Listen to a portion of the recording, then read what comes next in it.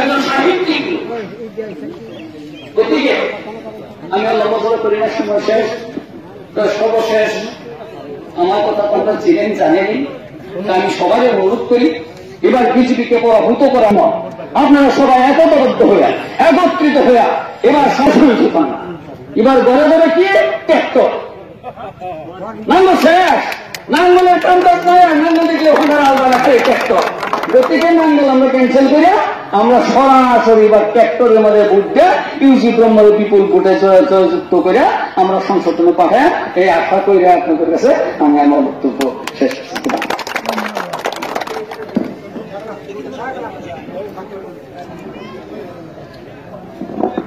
আমি যার কারণে অপেক্ষা করি আছো আমার ইউজি ব্রহ্মা রহমত বাজার ইয়াত অনুষ্ঠিত হোৱা এই জনসভাত উপস্থিত আমাৰ বন্ধুসকল, বৰপেটা জিলাৰ ভৱানীপুৰ সমষ্টি সমিতি কৰ্মকৰ্তাসকল, কৰ্মকৰ্তাসকল আৰু সমবেত ৰাইজ, বেছি ভাষণ দীঘলীয়া কৰিব খোজা নাই। আজি মই দিন কোনো মিটিং কৰা নাছিল আৰু ডায়াছত মই ইউডিএফৰ মুৰব্বী মৌলানা বদৰুদ্দিন আজমলৰ লগত থিয় দি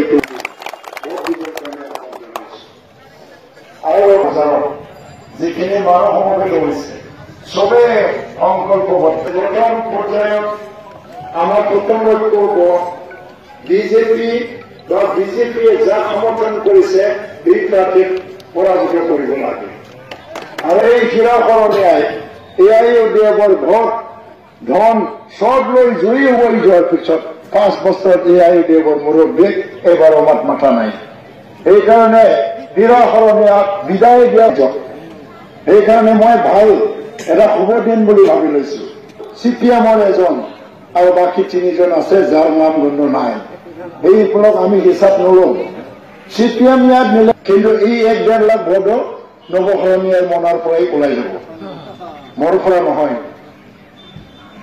কংগ্ৰেছৰ শব্দৰাম ৰবা 2-2.5 লাখ ভোট পাব পাৰে, ফলি কৰি পেলাই ৰাজনীতি শেষ কৰি পেলাইছে, নিজৰ ৰাজনীতি।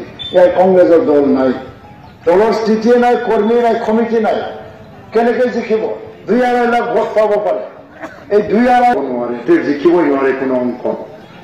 হাজমা মহিলাই জিকিবই নোৱাৰিব, কাৰণ আজি তেওঁ কোনে কোনে ভোট দিছিল। বহুত বিগত সময়ত বহুত বহুত মুছলমান আছে, গাঁৱে গৈ অতিষ্ঠ হৈ গ'ল, তাক আৰু ভোট নিদিয়ে। তাৰ নৱশৰণীয়া কি কৈছিলে, মই বিটিচি ভংগ কৰি দিম, জিকিলে গাঁও গঠন কৰি দিম। কিন্তু সংসদত আজি 545জন MP আছে, কোনোদিন নহয় বিটিচি। গাঁও এখন গঠন কৰিব লাগিলেও সিদ্ধান্ত ল'ব লাগিব। বিধানসভাত নৱশৰণীয়াৰ ফেমিলি আছে জানো? এইবিলাক বাদ দিয়। বিগত সময়ছোৱাত হিন্দু আৰু মুছলমানৰ নামত নাগৰিকসকলক প্ৰতিটো জনগোষ্ঠীয়ে বিৰোধিতা কৰিছে, আন্দোলন কৰিছে, মুছলমানবিলাকেও আন্দোলন কৰিছে। এই দৰ্জা বন্ধ কৰি পেলাই চুপচাপ বহি যাই থাকিব লাগে। আৰু এতিয়াও অনিশ্চয়তাত ভুগি আছে, তেওঁৰ নাম NRCত হ'বনে নাই, আৰু NRCত যদি নাম নাথাকে তেওঁৰ ভৱিষ্যত কি হ'ব? আমি নাগৰিকত্ব সংশোধনী বিলৰ বিৰুদ্ধে মাত মাতি চক্ৰ অন্তৰ্গতে আমচু বিভিন্ন সংগঠনে দুৰ্নীতি